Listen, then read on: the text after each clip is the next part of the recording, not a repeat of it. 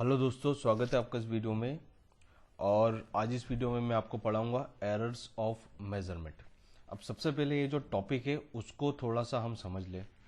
देखिए, जो measuring process जो होती है वो एक्चुअल में क्या होता है, एक कंपैरिजन होता है किसके बीच में, जो ट्रू वैल्यू है किसी एक फिजिकल क्वांटिटी की और जो मेजर्ड वैल्यू है उस फिजिकल क्वांटिटी की जो हमने मेजर करी है, इसके बीच का जो डिफरेंस होता है वो कहलाता है एरर ऑफ मेजरमेंट। अब कितना भी हम अपना बेस्ट एफर्ट्स लगा लें, जो मेजर्ड क्वांटिटी होती है वो हमेशा कुछ डिफरेंट होगी उसकी जो एक्चुअल वैल्यू है उस मेजरमेंट की। ठीक है, जो क्वांटिटी है उसकी जो एक्चुअल वैल्यू उससे कुछ डिफरेंट वैल्यू होती है जो हम मेजर करते हैं। और यही जो डिफरेंस होता है between true value and measured value, इसी को कहा जाता है एरर ऑफ मेजरमेंट। अब जितने भी टाइप के एरर्स होते हैं किसी मेजरमेंट के लिए वो सब हम पढ़ेंगे और स्टार्ट करते हैं हम एब्सोल्यूट एरर से। एब्सोल्यूट एरर होता क्या है? देखो, कोई भी हमने अगर मेजरमेंट करा है किसी फिजिकल क्वांटिटी का, तो जो डिफरेंस होगा उस मेजरमेंट के लिए, जो ट्रू वैल्यू है उस क्वांटिटी की और जो मेजर्ड वैल्यू है उस क्वांटिटी का, इसका जो डिफरेंस होता है वो क्या कहलाता है? Absolute error. डेफिनेशन की बात करें तो ये एब्सोल्यूट एरर की डेफिनेशन है। Absolute error in the measurement of a physical quantity is the magnitude of the difference between true value and measured value of a quantity. अब किसी क्वांटिटी की अगर हमें ट्रू वैल्यू पता है पहले से, तो वहां पे एरर की कोई जरूरत ही नहीं हो सकती है। पर हमारे साथ दिक्कत क्या होती है कि हम मेजर करके ही उसकी ट्रू वैल्यू भी निकालते हैं और मेजर्ड वैल्यू भी निकालते हैं। तो जो ट्रू वैल्यू है ना, उसे हमें मानना पड़ता है कि ये जो है वो ट्रू वैल्यू है। और ट्रू वैल्यू निकालने का तरीका क्या होता है कि जैसे कोई भी एक फिजिकल क्वांटिटी हुई, उसको हम एक बार नहीं मेजर करते, हम n टाइम्स मेजर करेंगे।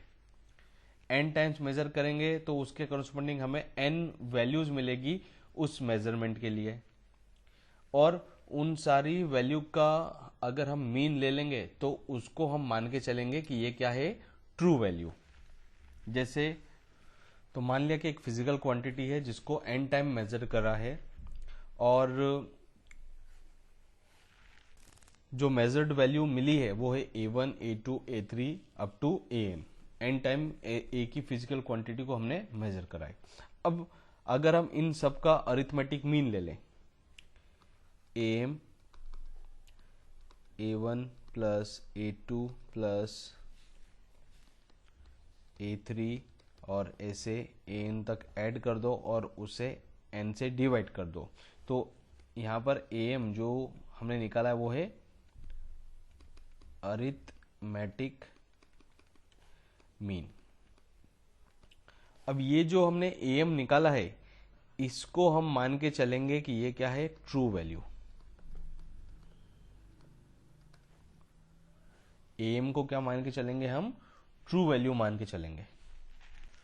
अब एब्सोल्यूट एरर होता क्या है? वो होता है magnitude of the difference between true value and measured value. ये सारी मेजर्ड वैल्यू हो गई a1 a2 a3 up till an, और am ये क्या हो गई?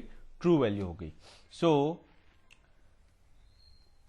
पहली जो मेजरमेंट है a1, इसके लिए हम एब्सोल्यूट एरर निकाले तो उसे डेल्टा a1 बोलेंगे और वो बराबर होगा am माइनस a1 के। ऐसे डेल्टा a2 निकाल लें तो वो होगा am माइनस a2 के। डेल्टा a3 निकालें तो वो होगा am माइनस a3, और ऐसे हम सारी ही मेजरमेंट का एब्सोल्यूट एरर निकाल सकते हैं। अब जो एब्सोल्यूट एरर्स है उनकी वैल्यू पॉजिटिव भी हो सकती है, नेगेटिव भी हो सकती है और जीरो भी हो सकती है।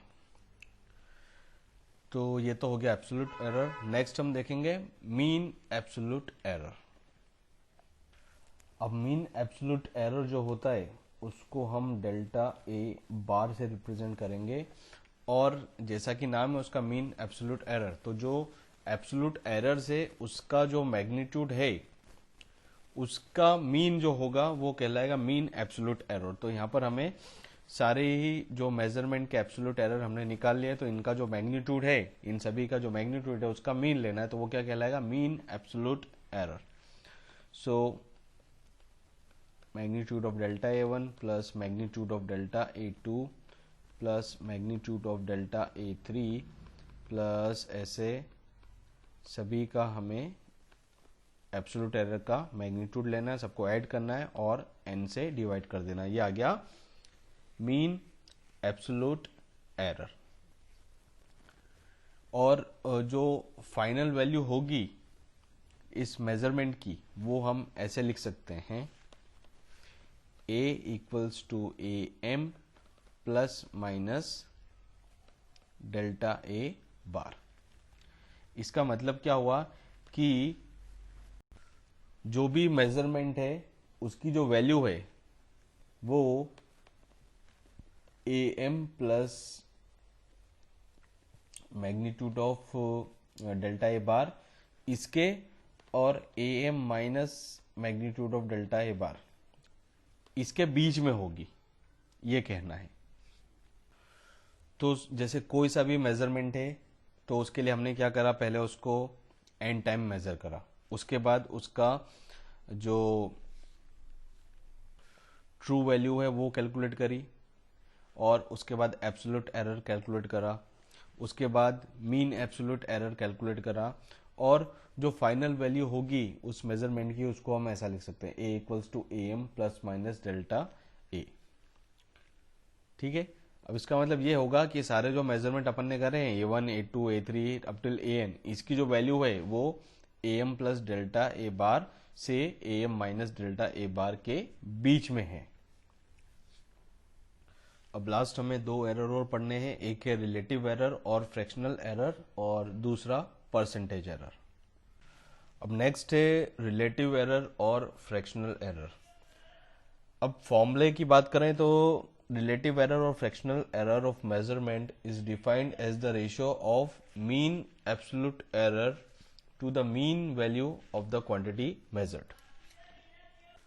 सो ये रिलेटिव एरर का फॉर्मूला है, mean absolute error to mean value, इसका जो रेशियो है वो रिलेटिव एरर कहलाएगा। अब रिलेटिव एरर के लिए एक इंपॉर्टेंट नोट मैं आपको बताना चाहता हूं, ये हमें बताता है कि जो हमारा जो मेजरमेंट है वो कितना अच्छा है relative to size of object being measured. मतलब कि जो रिलेटिव एरर है उसकी वैल्यू जितना ज्यादा कम होगी उतना एक्यूरेट हमारा मेजरमेंट होगा।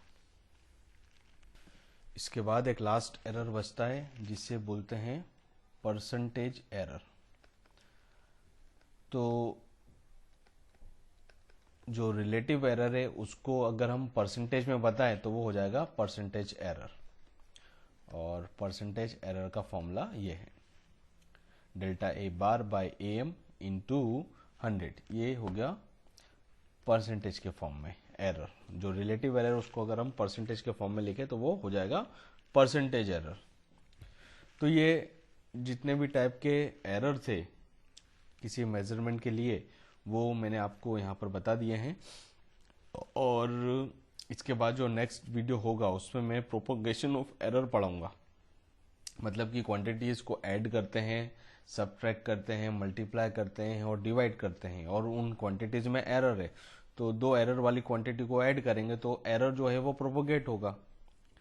ठीक है, दोनों का जो एरर है वो ऐड हो जाएगा। ऐसे डिफरेंस करेंगे तो भी एरर प्रोपोगेट होगा, मल्टीप्लाई करेंगे तो भी एरर आगे प्रोपोगेट होगा, और डिवाइड करेंगे तो भी प्रोपोगेट होगा। तो ये सब हम नेक्स्ट वीडियो में देखेंगे जो कि प्रोपोगेशन ऑफ एरर पर बेस्ड होगा। So I hope that this video will be helpful for you all, और आपको वीडियो पसंद आए तो आप उसे लाइक कीजिए, शेयर कीजिए, और चैनल पर नए हो तो सब्सक्राइब करना ना भूलें, नोटिफिकेशन बेल को प्रेस करें ताकि जैसे ही नया वीडियो अपलोड हो आपको तुरंत उसकी इन्फॉर्मेशन मिल जाए। Thank you so much, thank you for watching.